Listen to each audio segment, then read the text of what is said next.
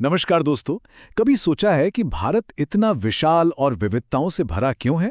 देखिए, इसकी सारी जड़ें ना इसके भूगोल में छिपी हैं। आज हम भारत के भूगोल की एकदम बुनियाद को समझेंगे, जो आपकी प्रतियोगी परीक्षाओं की तैयारी के लिए बहुत ही जरूरी है। तो चलिए शुरू करते हैं। अच्छा, एक सवाल।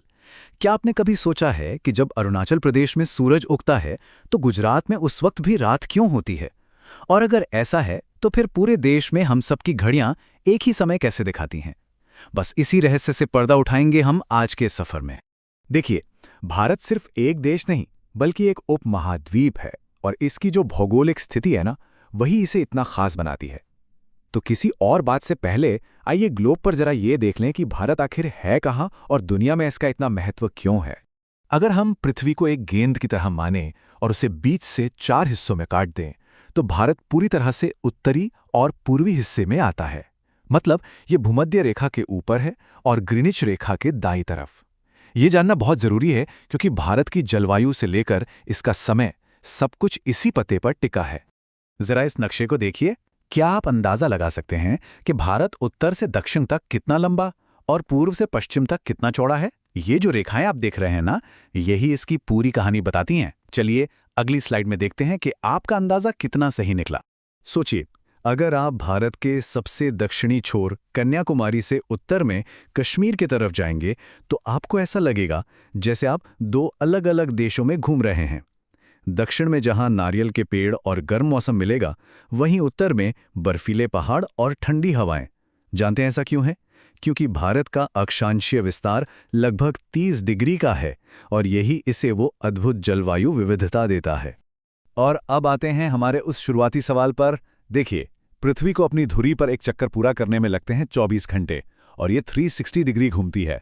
इसका सीधा सा मतलब है कि हर 15 डिग्री पर 1 घंटे का अंतर आ जाता है। भारत का देशांतरीय विस्तार भी लगभग 30 डिग्री है, और बस इसीलिए गुजरात और अरुणाचल प्रदेश के स्थानीय समय में पूरे 2 घंटे का अंतर है। तो अब जब हमें पता चल गया है कि भारत दुनिया में कहाँ है, तो चलिए अब ये देखते हैं कि यह कितना बड़ा और विशाल है। ये आंकड़े न सिर्फ आपकी परीक्षाओं के लिए जरूरी हैं, बल्कि ये आपको भारत की विशालता पर गर्व भी महसूस कराएंगे। क्या आप जानते हैं, भारत इतना बड़ा है कि इसमें पूरा यूरोप महाद्वीप समा सकता है। इसका कुल क्षेत्रफल है 32.8 लाख वर्ग किलोमीटर, जो दुनिया की कुल जमीन का 2.4% हिस्सा है, और यही बात इसे दुनिया का 7वां सबसे बड़ा देश बनाती है। अब एक मजेदार बात बताता हूं। जैसा हमने देखा, अक्षांश और देशांतर का फैलाव लगभग बराबर है, करीब 30 डिग्री, लेकिन असल दूरी अलग अलग है। आप सोचिए, आप एक गेंद पर 2 लाइनें खींच रहे हैं। ऊपर से नीचे वाली लाइन दाएं से बाएं वाली लाइन से थोड़ी ज्यादा लंबी होगी, है ना? पृथ्वी के गोल आकार के कारण ही भारत की उत्तर दक्षिण लंबाई ज्यादा है। एक और मजेदार फैक्ट, क्या आप जानते हैं कि सबसे उत्तरी बिंदु इंदिरा कॉल का नाम पूर्व प्रधानमंत्री इंदिरा गांधी के नाम पर नहीं, बल्कि देवी लक्ष्मी के एक नाम इंदिरा पर रखा गया है। और भारत का जो सबसे दक्षिणी बिंदु है, इंदिरा पॉइंट, जिसे पहले पिग्मेलियन पॉइंट कहते थे, वो 2004 की सुनामी में दुर्भाग्य से समुद्र में समा गया था। कर्क रेखा भारत के बीचों बीच से गुजरने वाली एक बहुत ही खास लाइन है। ये देश को 2 जलवायु क्षेत्रों में बांटती है। लेकिन एक और दिलचस्प बात, क्या आपको पता है कि 21 जून को जब सूरज इस रेखा पर सीधा चमकता है, तो इसके रास्ते में आने वाले शहरों में कुछ देर के लिए आपकी परछाई भी आपका साथ छोड़ देती है। अच्छा, परीक्षा में अक्सर इन 8 राज्यों के नाम पूछे जाते हैं। इन्हें याद रखने की एक बहुत आसान ट्रिक है। मित्र पर गमछा झार। मी से मिजोरम, त्र से त्रिपुरा, प से पश्चिम बंगाल, र से राजस्थान, ग से गुजरात, म से मध्य प्रदेश, छा से छत्तीसगढ़ और झाड़ से झारखंड। हो गया ना आसान? तो क्या आप तैयार हैं उस रहस्य को जानने के लिए कि कैसे भारत में 2 घंटे का अंतर होने के बावजूद हमारी घड़ियां एक ही समय बताती हैं? चलिए देखते हैं इसका समाधान क्या है। इसका जवाब है ये रेखा, मानक मध्याह्न रेखा। ये एक तरह से भारत की टाइम कैप्टन है। ये रेखा देश के लगभग बीच से गुजरती है और इसी के आधार पर पूरे देश का समय तय होता है। सोचिए, अगर ये न होती तो हर शहर का अपना अलग समय होता और ट्रेनें, फ्लाइटें हमेशा गड़बड़ होती। ये रेखा उत्तर प्रदेश के मिर्जापुर से गुजरती है और इस रेखा पर जो समय होता है उसे ही भारतीय मानक समय या इंडियन स्टैंडर्ड टाइम माना जाता है।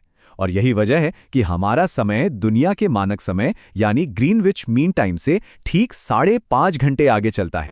कर्क रेखा की तरह ही यह जानना भी बहुत जरूरी है कि मानक मध्याह्न रेखा किन राज्यों से गुजरती है। ये 5 राज्य हैं उत्तर प्रदेश, मध्य प्रदेश, छत्तीसगढ़, ओडिशा और आंध्र प्रदेश। ये नाम भी परीक्षा के लिए बहुत महत्वपूर्ण है, इन्हें याद रखिएगा।